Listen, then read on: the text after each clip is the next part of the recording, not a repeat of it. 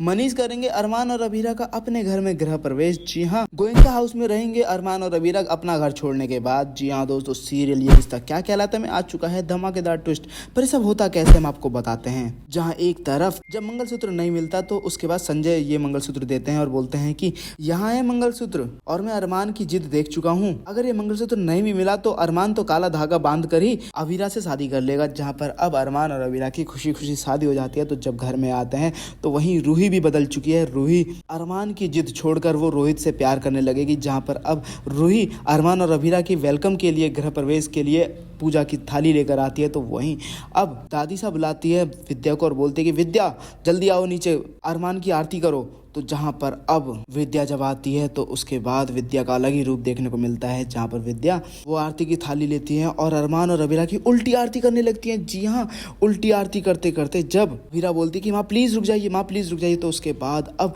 अभीरा अपना हाथ लगा देती है आरती की थाली में और उसी वक्त विद्या उस थाली को फेंक कर मारती है जमीन पर। जिसके बाद घर वाले तो शॉक्ड हो जाते हैं। तो वहीं दूसरी तरफ अब विद्या बोलती है अरमान से कि तुमने दिखा दिया अरमान कि तुम सौतेले के बेटे सौतेले ही होते हैं। और तो और यहाँ तक ये बोल देती है कि तुम्हें क्या लगा था तुम मेरी गैर मंजूरी के मेरे बेटे से शादी कर लोगे अभीरा और मैं खुश होंगी, तुम्हारी आरती करूंगी।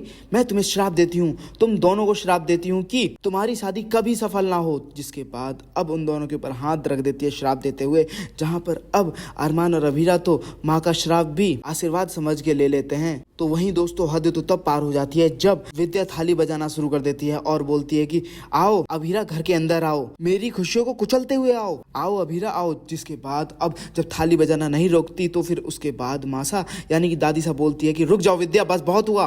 तो वहीं अब विद्या बोलती है कि ये तो कुछ भी नहीं है मासा, ये तो बस शुरुआत है। तो वहीं अब विद्या अपना मुंह फेर लेती है अरमान और अभीरा से और वहां से थाली बजाते हुए ऊपर चली जाती है। जिसके बाद अब अरमान पीछे पीछे भागता हुआ आता है। तो वहीं अब धोखे से पैर लग जाता है कलश में और गृह प्रवेश हो जाता है अरमान और अभीरा का। जहाँ पर अब अरमान तो गठबंधन छोड़कर भाग जाता है अपनी माँ के पीछे पीछे।